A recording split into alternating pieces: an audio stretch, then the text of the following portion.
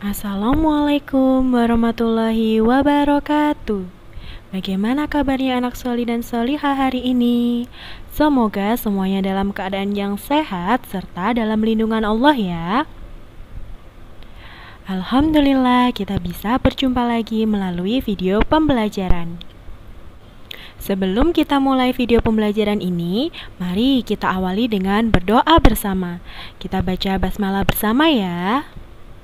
Bismillahirrahmanirrahim. Semoga Allah memudahkan kita dalam menyerap informasi dari video ini. Selanjutnya, siapkan buku catatan dan alat tulis kalian ya, serta buku paket tema 4C. Jangan lupa menyalin pembahasan dari video pembelajaran ini ya.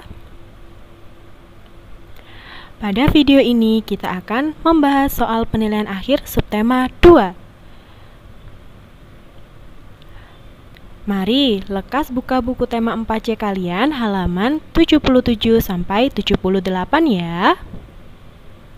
Soal pertama. Hewan juga memiliki hak hidup yang layak. Kewajiban kita jika memiliki hewan peliharaan adalah D. Semua benar. Karena kewajiban kita jika memiliki hewan peliharaan yaitu memastikan dia diberi makan setiap hari, memastikan peliharaan ini tetap bersih dengan cara memandikannya, yang ketiga mengobatinya ketika sakit.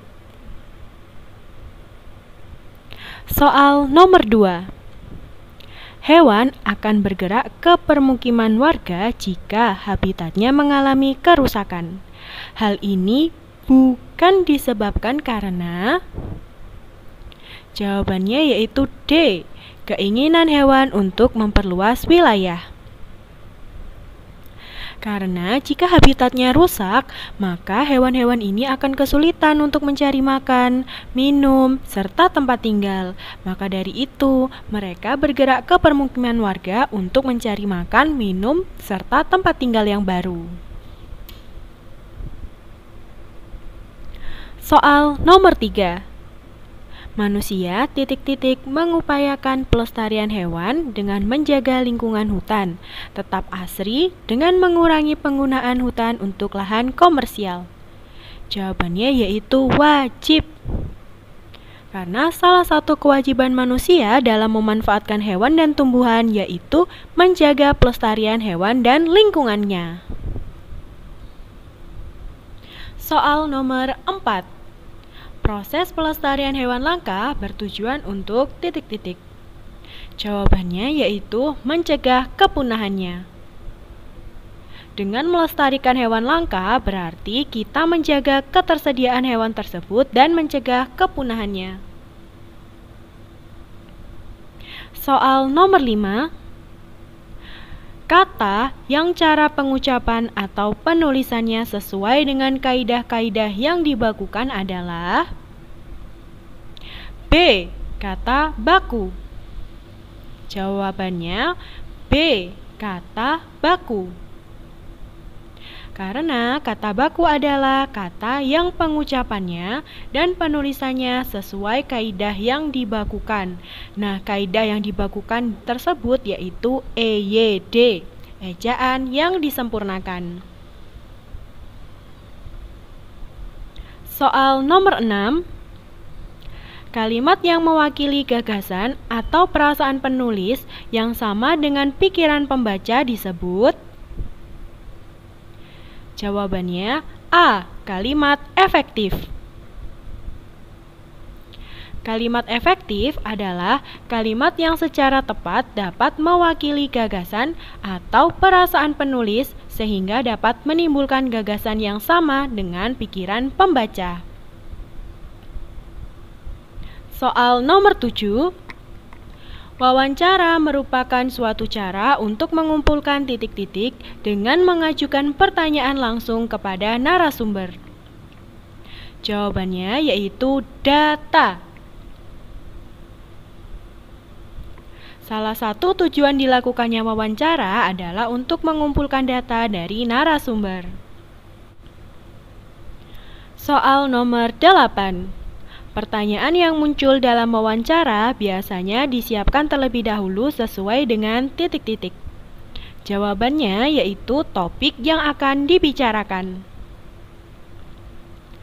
Agar data yang diperoleh lebih maksimal, maka pertanyaan yang disiapkan sebelum melakukan wawancara harus sesuai dengan topik yang akan dibicarakan.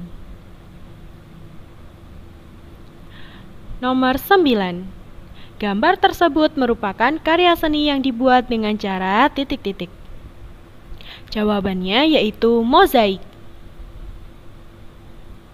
Gambar tersebut merupakan gambar yang dibuat menggunakan kepingan biji-bijian yang ditempel menggunakan lem pada media mendatar.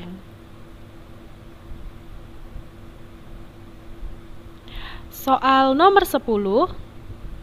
Penilaian terhadap karya haruslah objektif atau berdasarkan titik-titik. Jawabannya yaitu A. Keadaan yang sebenarnya. Karena setiap karya memiliki kelebihan dan kekurangannya masing-masing, maka penilaian terhadap suatu karya tidak boleh berdasarkan kedekatan dengan teman, melainkan harus sesuai dengan keadaan yang sebenarnya. Apabila memang bagus, kita bilang bagus. Apabila memang kurang bagus, ya kita harus bilang sejujurnya, yaitu kurang bagus. Soal nomor 11. Ungkapan pujian terhadap kelebihan suatu karya sebaiknya harus titik-titik. Jawabannya tidak berlebihan dan tidak menjatuhkan karya yang lain. Karena jika pujian yang diberikan terlalu berlebihan, maka si pembuat karya akan merasa terlalu puas, sehingga dia tidak akan bisa berkembang menjadi lebih baik lagi.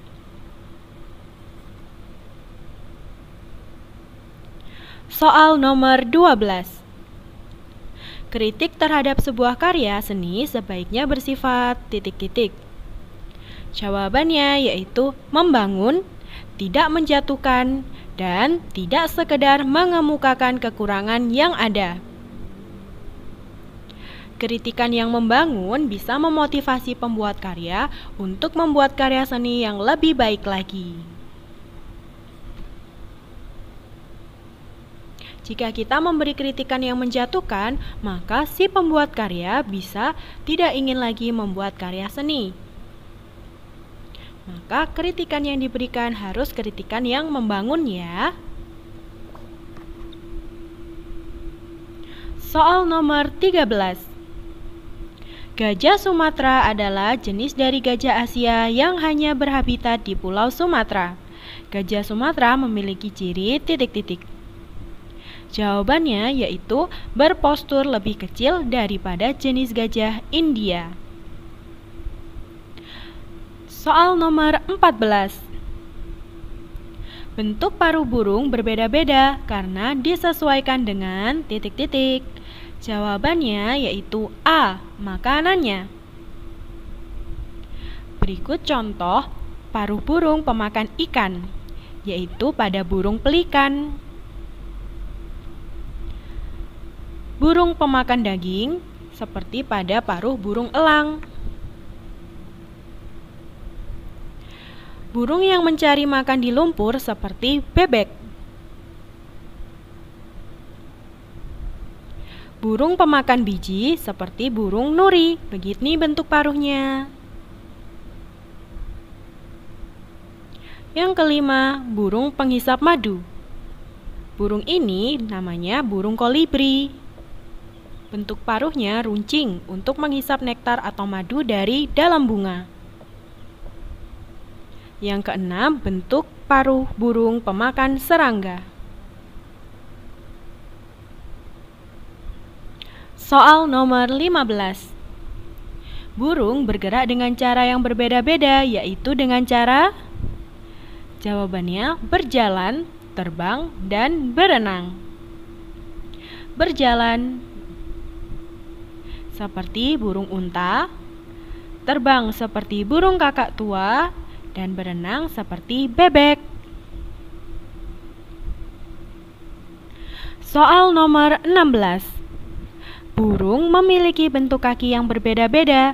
Hal ini sesuai dengan titik-titik. Jawabannya B. Tempat hidupnya. B. Tempat hidupnya.